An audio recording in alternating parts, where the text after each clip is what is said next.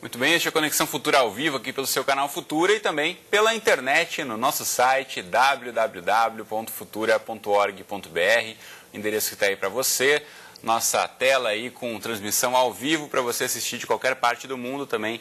Não deixe de entrar aí no nosso site e conferir. Bom, e você em casa já ouviu falar em intolerância à lactose ou em reações ao consumo de produtos com glúten?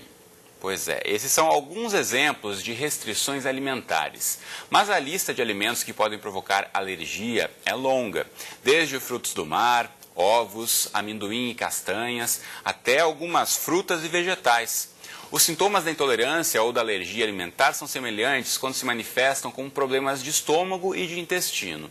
Mas em alguns casos, as reações aparecem na pele, em quadros até de doenças respiratórias. No caso do glúten, leis federais determinam que todo produto colocado à venda tenha especificações no rótulo dizendo contém glúten ou não contém glúten. Estima-se que no Brasil até 2 milhões de pessoas tenham a doença celíaca e o tratamento prevê eliminar da dieta os alimentos que contêm trigo, centeio, cevada e aveia.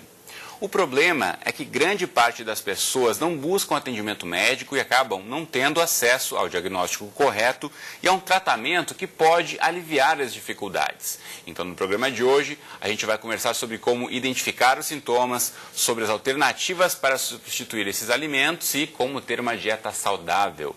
Então, para essa conversa, a gente recebe aqui no estúdio o Hugo Marques. Ele é nutricionista do Instituto de Nutrição Anis Dias e do Hospital Federal de Ipanema. Aqui ao meu lado está a Fernanda Lacombe, ela que é estudante de letras, e também conosco aqui no estúdio está o Carlos Frederico Porto Alegre, ele que é membro titular da Associação de Gastroenterologia do Rio de Janeiro. E você em casa, como sempre, também é nosso convidado, então aproveite aí para tirar todas as suas dúvidas, participe da conversa mandando mensagens, comentários, opiniões, esclarecendo as suas dúvidas pela internet. Você já sabe que tem 2 canais diretos de comunicação com a gente aqui no estúdio. O primeiro deles é na rede social, então não deixe de acessar aí facebook.com/canal Futura Oficial. Aqui você já encontra essa foto com pães, aqui uma carinha feia num pão, que deve ser de alguém que não pode comê-lo, mas a gente vai dar umas alternativas para você aí poder comer o seu sanduíche sem problema. Aqui também o leite, que muita gente tem essa resistência à lactose, então aqui você tem o espaço para curtir, comentar, compartilhar esse post e deixar registrada aqui a sua participação. Também pela internet você pode mandar seu recado, tirar sua dúvida no nosso perfil no Twitter, que é o @canalfutura. Ou ainda você pode ligar para a gente no bom e velho telefone, que é o 0 operadora 21 3523 4098. Ligue para a gente, mande o seu recado enquanto eu começo o nosso bate-papo aqui com os nossos entrevistados. Bem-vindos à Conexão. Tudo bem com vocês? Tudo bem. Tudo bom? Quero começar ouvindo a Fernanda, que está aqui do meu lado. Ela que teve um diagnóstico cedo até em comparação com a maior parte das pessoas que sofrem com a doença celíaca. Você é 1 ano de idade, foi isso, Fernanda? 1 ano e meio. 1 ano e meio. O diagnóstico. O diagnóstico. Mas aí, conta pra gente, como é que foi o começo, o que seus pais relatam, o que percebiam que tinha de diferente, que levaram você ao médico para buscar um diagnóstico? Bom, quando eu tinha 11 meses, eu fui internada com um quadro de desidratação, muito sério. E aí a médica achou que seria melhor fazer os exames, que teria as opções de ser ou doença celíaca ou doença de Crohn.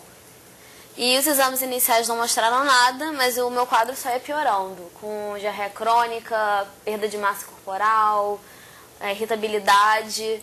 E aí, quando eu estava quase com 6 meses, eu fui consultada por eu estava com 3 meses, na verdade. Eu fui fazer uma consulta no médico no Rio, que na época eu morava em Petrópolis. Na região serrana, aqui no interior do estado do Rio. Isso. E o médico disse que era estresse, que a minha mãe deveria largar o trabalho. A minha mãe não fez isso, porque na época a gente só dependia dela. Claro. Mas o quadro só piorava e 2 meses depois eu voltei, já com uma subnutrição muito séria, e aí ficou claro que era doença celíaca. Fiz a endoscopia e aí o diagnóstico foi confirmado. Bom, mas o caso da Fernanda, com certeza que a gente pode dizer que é uma exceção, Dr. Carlos, porque de fato um diagnóstico precoce como esse, o médico já suspeitar, já fazer ainda num bebê como ela era na época, né, já expor o bebê a uma série de exames como esses, mesmo hoje em dia ainda é difícil, né, muitos médicos recorrerem a esse tipo de diagnóstico. O caso dela é um caso mais agressivo, né, da doença, e que gera na família um desespero total, né? Imagina a mãe, né, um bebê de um ano e meio, uma série de problemas como esse de desnutrição. O adulto ele já fica aflito, né, pensando que tem uma doença extremamente muito grave. Com uma filha, pior ainda, né? O diagnóstico, às vezes, não é tão claro e não tão fácil de ser feito. Quando o paciente é menor de idade, criança, logicamente ele vai passando por um pediatra, 2. Quando chega à idade adulta, na verdade, você tem outros tipos de exame que, na verdade, na época dela, da Fernanda, você não tinha muito acesso, exames de sangue para transglutaminase, tecidual, para fazer uma abordagem pelo sangue para fazer um diagnóstico. A endoscopia ainda é o padrão ouro, que você biopsia uma área do final do estômago e comecinho do intestino delgado, do duodeno, para você ver características histológicas que possam caracterizar a doença celíaca. Foi o diagnóstico certo, correto, invasivo, mas às vezes não começa tão agressivo como aconteceu na Fernanda. O paciente fica perambulando e normalmente o diagnóstico às vezes sai aos 30 anos, 20 anos, mais na adolescência, quando a coisa começa a ficar pior, quando o paciente começa a ter muita exposição a trigo, cevada, né, que faz parte da alimentação muito comum da gente. Então, muitas vezes a pessoa passa boa parte dessa vida jovem, né, adolescência, mesmo a vida adulta, sem saber que tem um problema que poderia aí, de certa forma, diminuir as consequências da doença celíaca. Exatamente, déficit de crescimento, uma perda óssea, às vezes baixo crescimento, baixo de cálcio, né, uma desnutrição como aconteceu com ele, ainda mais quando é um paciente criança, né? Às vezes recém-nato até pior, entra numa nutrição parenteral, pode falar alguma coisa, mas é muito dramático, né? E, na verdade, antigamente você não tinha muitos exames para fazer o diagnóstico, era mais um achismo de cultura ou de uma anamnese muito bem feita, que deve ter sido feita depois pelo colega que atendeu, entendeu? Agora, Hugo, muita gente quando pensa, né, em doença celíaca, tem que cortar tudo que tem o trigo, a aveia, a cevada e alguns outros cereais. Aí pensa, bom, vou ter que parar de comer tudo que eu gosto, minha alimentação agora, enfim, não vou mais sentir o sabor dos alimentos. Tem muitos mitos, né, quando se fala em relação a algum tipo de restrição alimentar. Mas fato é que cada vez mais a gente tem alternativas aí para, de fato, a pessoa ter uma dieta saudável e gostosa, alimentos saborosos, mesmo sem conter o glúten. Sim, é verdade. No caso da doença celíaca, a presença de traços mesmo do glúten ou de alimentos que tiveram contato na indústria, como aveia, centeia ou cevada, que já contém glúten, pode precipitar os sintomas até de forma mais imediata no trato gastrointestinal.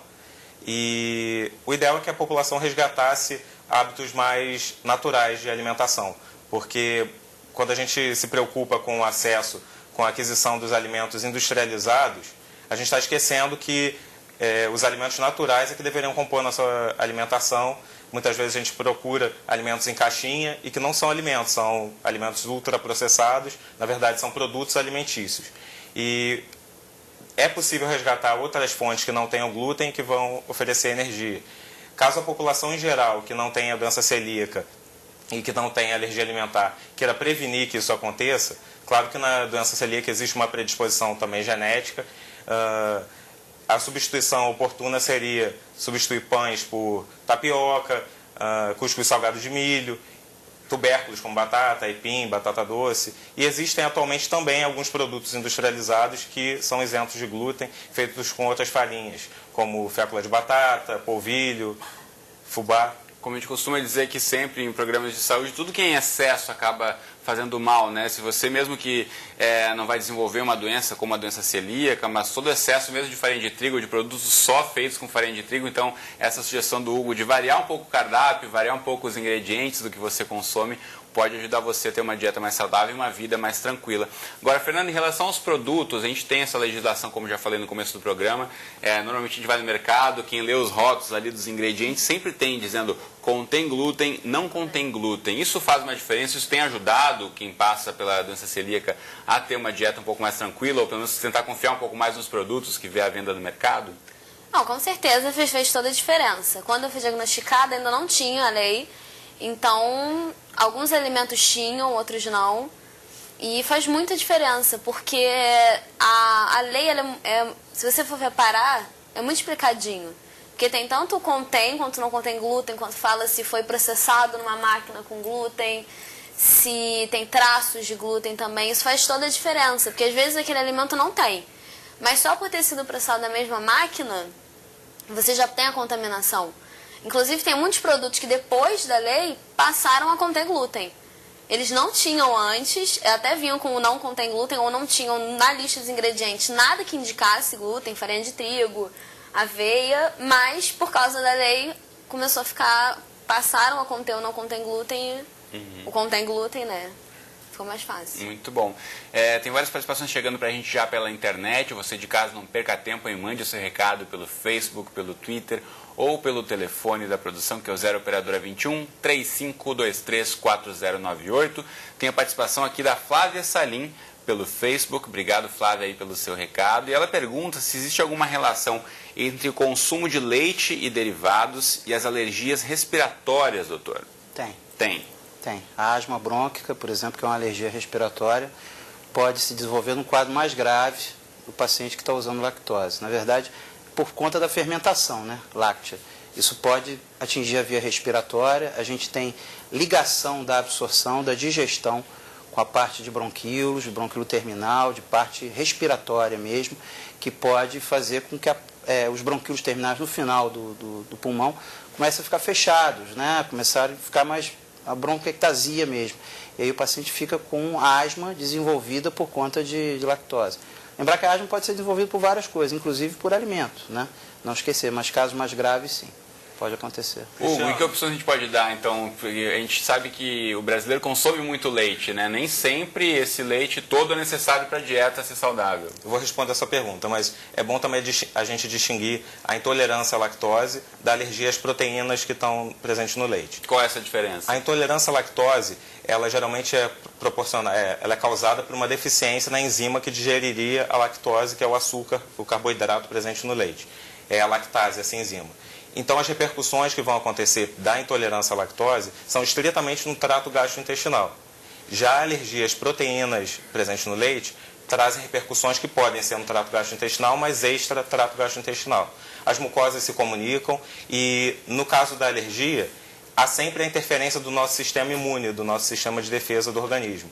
E aí os anticorpos se comunicam através das mucosas e tem como, sim, através até mesmo, né, de uma maior formação de muco, haver correlação das alergias à proteína do leite de vaca com alergias respiratórias, rinite, sinusite, bronquite e também com otites médias. Muito bom. E, na verdade, aquela pergunta que eu te fiz antes, é possível a gente diminuir o leite da dieta e, mesmo assim, ter uma alimentação balanceada e saudável? Sim, nós podemos rodiziar.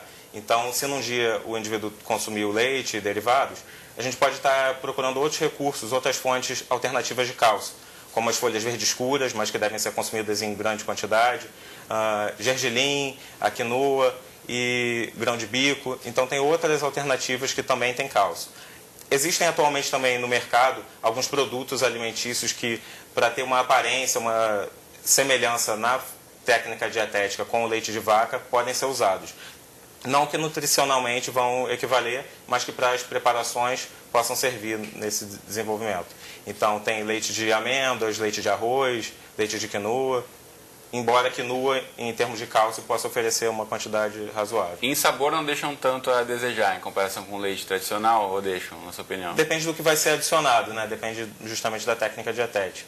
Agora, aquela dieta do café da manhã, que às vezes inclui o iogurte, o queijo, mais um leite com chocolate, a gente pode, de repente, rever um pouco também esse excesso, né, do leite consumido de derivados. É possível pensar nisso? Sim. O iogurte, no caso da intolerância à lactose, ele não parece ser tão problemático se consumido em pequena quantidade, porque por ser acidificado, ou então até outros produtos, né, derivados de leite que sejam fermentados, a digestão acaba sendo um pouco melhor porque essa enzima lactase é melhor produzida. Mas o ideal é que a gente procure alimentos mais naturais e faça até essa inserção das folhas verdes escuras, dos cereais integrais, cujo consumo tem sido baixo na população. Doutor Carlos, agora existe um tratamento já, existe alguma forma de quem tem essa resistência à lactose, de repente conseguir consumir um pouco mais a partir do momento que há um diagnóstico, é um tratamento feito com acompanhamento médico? Felizmente, porque o que acontece anteriormente é que o paciente tinha que trocar para um leite de soja ou fazer a restrição do leite que tinha lactose ou com baixa lactose. Agora a gente tem produtos enzimáticos que você polvilha sobre a comida, bota na vitamina da pessoa e, na verdade, há aquela liberação da lactase perdida, né? Ele não tem aquela formação mais, então é um suplemento enzimático, é um produto enzimático que você consegue salpicar e cada vez que for fazer a ingestão daquele alimento rico em lactose, há essa inserção da enzima e você não tem os parefeitos que a intolerância à lactose causa, como dor abdominal, flatulência, diarreia, náuseas, que faz a pessoa se afastar, na verdade. E nos grandes relatos eles falam, está me provocando um problema social até. Me chamam para uma pizzaria, me chamam para um evento, eu fico vendo o que vou comer, me torno chato na história, né? E com esses suplementos agora, esses produtos enzimáticos facilitaram um pouquinho. Bom, tem participação aqui da Sandra, que fala exatamente sobre o que você citava há pouco. Obrigado a Sandra aqui do Rio de Janeiro por mandar o seu recado para a gente. Ela pergunta se a formação de gases no intestino pode ter relação com intolerância à lactose e derivados do leite. Tem, é um dos grandes sintomas. E o paciente fica subdiagnosticado durante muito tempo. É aquela flatulência relatada, passando por vários médicos, emergência, toma um antiespasmódico e, na verdade, por conta dessa intolerância à lactose ser formada no intestino delgado, é um grande sintoma. E é um dos principais, né, sintomas, que se torna crônico, na grande maioria das vezes, se não relatado ou não diagnosticado. Né? Agora, uma questão em relação a alergias de alimento e intolerância a alguns tipos de produtos, tem a questão da família, né? Herança genética que muitas vezes não há como se prevenir. Fernanda, na sua família tem alguns outros casos também de quem sofre com a doença celíaca? Sim, eu tenho uma irmã gêmea que tem doença celíaca e o meu pai. E a sua irmã foi diagnosticada ao mesmo tempo que você ou não? Não, ela foi diagnosticada com 12 anos. E durante a infância ela não apresentava sintomas, ou também? Não, não apresentava. Ela comia muitas coisas sem glúten, por minha causa, mas também produtos com glúten, né? E só foi aparecer depois. E não teve todos os sintomas que eu tive. Até porque, geralmente, quando você vai ficando mais velho, a tendência é os sintomas não aparecerem tanto. Uma criança apresenta mais sintomas do que o adulto. Então, acredito que por ela estar mais velha, ela apresentou menos sintomas. E o seu pai teve diagnóstico já adulto? Sim, ele já estava com quase 40 anos quando teve o diagnóstico.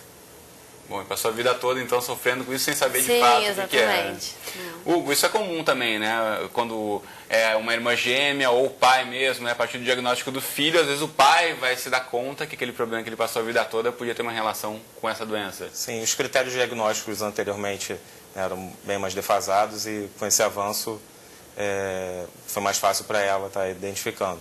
E tem a correlação hereditária, sim. E a doença celíaca também pode estar associada a outras questões de hipersensibilidade e que vão levar a questões como infertilidade, podem levar alterações também no comportamento, questões neurológicas. O autismo é uma questão que está bem em voga e que existem estudos ainda não tão conclusivos, porque é difícil a exclusão de outros fatores, né, outras terapias que vão melhorar a reabilitação dessas crianças, exceto a dieta, e para verificar melhoras no comportamento com a restrição. Mas é um assunto também que tem correlação com a doença celíaca. Além da doença celíaca, algum outro tipo de resistência a alimentos, intolerâncias, tem algum fator genético contribuindo, Dr. Carlos? Tem. Lembrar o seguinte, a doença celíaca pode gerar, né, ou pode acontecer, que no futuro tenha outra inter-relação com outra doença, né? Seja uma doença autoimune, na grande maioria das vezes. Quando a Fernanda citou da doença de Crohn com a doença celíaca e tinha essa questão da dúvida, a suspeita, né? A doença celíaca também pode estar relacionada com outras doenças autoimunes, tiroidites, que seja, doença de Crohn, doença inflamatória intestinal, colangite esclerosante primária, qualquer doença autoimune pode estar relacionada no futuro e às vezes só é descoberta na frente, né?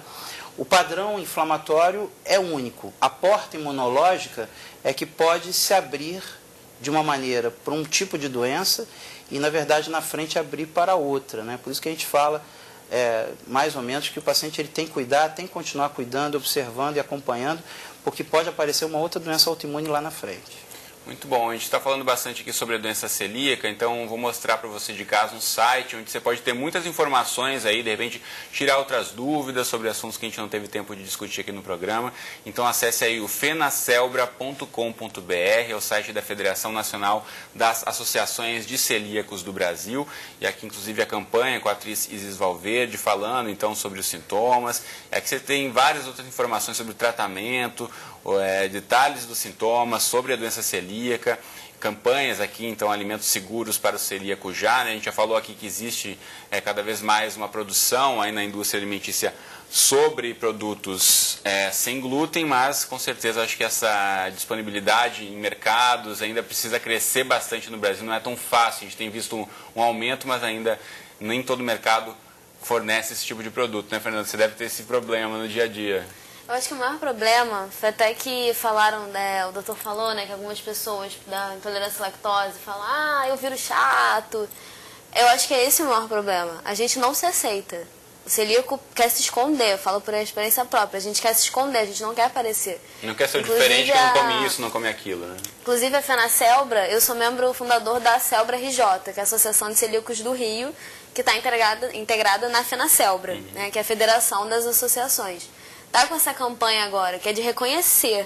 Acho que esse é o maior problema. Quem tem intolerância, alergia, quer se esconder, quer ser igual aos outros. E não, vai ser justamente quando a gente começar a falar que a gente tem isso, começar a exigir os nossos direitos, que aí nós vamos ser integrados à sociedade, e aí que você não vai ser o chato. Porque nós não somos chatos, a gente tem essa dificuldade e precisa que esse direito seja respeitado.